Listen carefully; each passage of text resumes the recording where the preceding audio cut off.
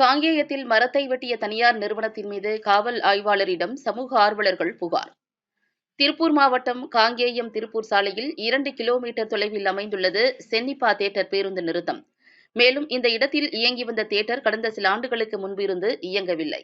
இதனால் அந்த தியேட்டர் இருந்த இடத்தை வாங்கிய தனியார் நிறுவனம் முழுவதுமாக இடித்துவிட்டு அந்த இடத்தில் டிபார்ட்மெண்ட் ஸ்டோர் கட்டும் பணி நடைபெற்று வந்தது. இந்நிலையில் நாளை அந்த தனியாருக்கு சொந்தமான டிபார்ட்மெண்ட் ஸ்டோர் துவக்க விழா நடைபெற இருக்கும் வேளையில் நேற்று நள்ளிரவு ஜேசிபி இயந்திரத்தை வைத்து அந்த பேருந்து நிறுத்தத்திலிருந்து 20 ஆண்டுகள் பழமை வாய்ந்த வேப்ப மரத்தை அடியோடு பிடுங்கிவிட்டு அந்த இடத்தில் மரம் இருந்ததற்கான ஆதாரங்களையும் அழித்து விட்டனர் என பல்வேறு சமூக ஆர்வலர்கள் இன்று காங்கேயம் வட்டாட்சியர் மயில்சாமி, காங்கேயம் காவல் ஆய்வாளர் விவேகானந்தன் ஆகியோரிடம் புகார் மனு கொடுத்துள்ளனர்.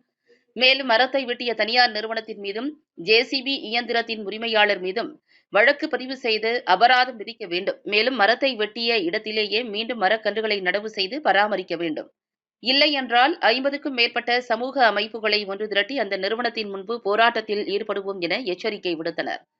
மரத்தை வெட்டுவதற்கு முன்பே சில சமூக ஆர்வலர்கள் நேரில் சென்று தெரிவித்து வந்ததையும் மீறி அந்த நிறுவனத்தின் ஊழியர்கள் இரவோடு இரவாக மரத்தை வெட்டி அப்புறப்படுத்தியது இப்பகுதி பொதுமக்களை ஆத்திரமடைய செய்துள்ளது.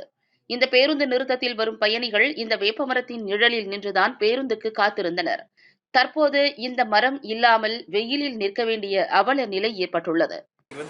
காங்கேயம் திருப்பூர் ரோடு நாளைக்கு ஒரு தனியாருடைய டிபார்ட்மெண்ட் ஸ்டோர் ஓப்பன். அதுக்காக அந்த ரோட்டு மேலே இருந்த அவங்களுக்கு இடைஞ்சலே இல்லை, யாருக்குமே இடைஞ்சல் இல்லாமல் மக்களுக்கு அது சென்னிப்பா தியேட்டர்னு ஒரு தியேட்டர் இருந்தது. அதனுடைய ஸ்டாப்பு அந்த இடத்துல ஸ்டாப்புக்கு மக்கள் நல்ல நிலப்படம் மாதிரி அந்த மரம் பயன்பட்டு இருந்தது. 20 வருஷம் வேப்ப மரம். இன்றைக்கி வெயில் போட்டு அடிக்கிறதுல அந்த மரம் அவ்வளோ அழகாக தலைஞ்சிருந்தது. நேற்று இரவு அவங்க ஜேசி போட்டு பிடிங்கிட்டு இருக்கிறப்ப நான் போய் எதுக்கு இந்த மரத்தை போட்டு இப்படி பண்ணுறீங்க அப்படின்னுட்டு ஒரு ஒயர் முட்டுதுன்னு அதோடு நிறுத்திங்க, கிளம்பி போயிருங்க அப்படின்னு சொல்லிட்டு வந்தேன்.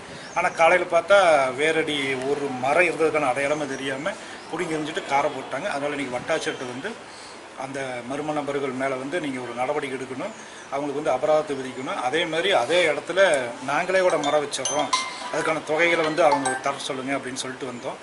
நான் ஏற்பாடு பண்ணுறேன்னு சொல்லியிருக்காரு, ஏடிட்டு பேசியிருக்கேன்னு சொல்கிறாரு.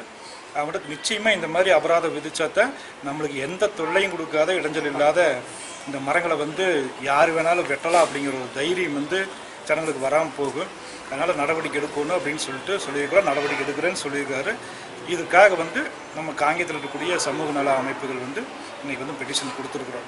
இவங்க நடவடிக்கை எடுக்கிற பட்சத்தில் இன்னும் நிறையா சமூக அமைப்புகள் காங்கேயத்தில் இருக்குது. 40க்கு மேலே சமூக அமைப்புகள் இருக்குது. அந்த கடை முன்னாடி ஆர்ப்பாட்டம் போராட்டம் கூட செய்ய நாங்கள் தயங்க மாட்டோம். ஏன்னா அந்த மரத்துக்கு நீதி வேணும். ஒரு மரம் எந்த பிரச்சனையுமே பண்ணாது, அவ்வளோ அற்புதமான வேப்ப மரத்தை சாதிச்சிட்டானுங்க அப்படிங்கிற ஒரு ஆதங்கத்தில் புகார் கொடுக்கும்.